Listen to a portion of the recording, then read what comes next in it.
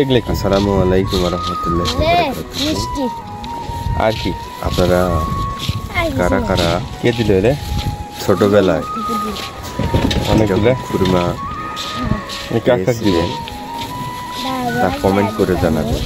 আর আজকে আমার ছেলে নামাজ পড়তে গিয়ে ভাই ছোট ভাই এক শাড়ি খাবা পেয়েছে, সে কাকে কাকে দিবে কে দিল নির্ধারণ করতে পারতেছে।